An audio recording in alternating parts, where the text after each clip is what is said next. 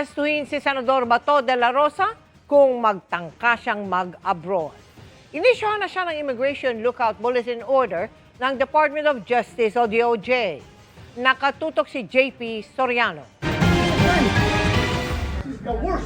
Matapos ang huling tangkang pag-aresto sa kanya nitong Lunes, malaya nang nakagalaw sa Senado si Senador Bato de la Rosa hanggang nung huling sighting sa kanya nitong Miyerkules. Pero ibang usapan ayon sa Department of Justice o DOJ kung magtangka na si de la Rosa na lumabas ng bansa. The Department of Justice will treat any attempt of Senator Bato de la Rosa to leave the country as a mockery of justice.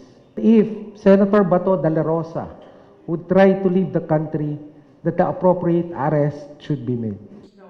Nag-issue na ang DOJ ng Immigration Lookout Bulletin Order para kay de la Rosa sa Bureau of Immigration na nasa ilalim nito. We've sent notices to our border control authorities, basically. So, in effect, if he will be cited or if he will be seen trying to flee the country, he will be arrested. Sabi ng kagawaran sa labas ng mga paliparan ay wala mo nang ikakasang pag-aresto habang hinihintay ang palugit ng Korte Suprema para makapagkomento muna si de la Rosa at ang gobyerno sa petisyon na huwag siyang ipaaresto.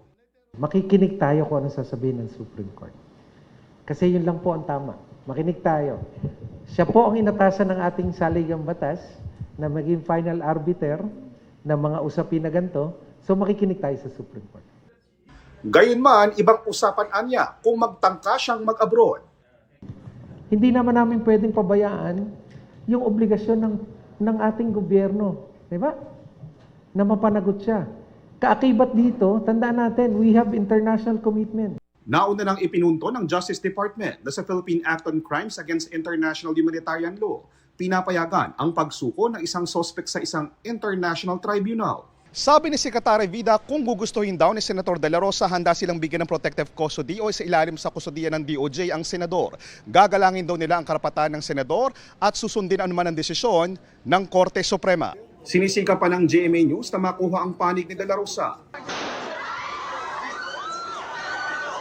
Bumuo na rin ang DOJ ng Special Panel of Prosecutors na mag-iimbestiga para sa binubuong kaso kaugnay ng barilan sa Senado.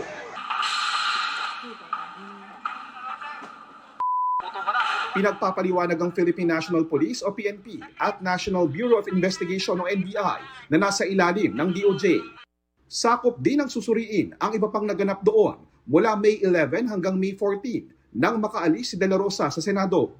Within 48 hours from receipt of the order, all relevant evidence and records pertaining to the series of events that transpired at the Senate complex from May 11 to May 14, 2026. Kaugnay ng apela ni Senate President Alan Peter Cayetano na isuspende rin si NBI Director Melvin Matibag. I don't see any reason why Director Melvin Matibag will be suspended or preventively suspended given the current circumstances. Tiniyak niyang may coordination sa Justice Department ang mga hakbang ng NBI nitong Miyerkules. JP Soriano, nakatutok 24 oras.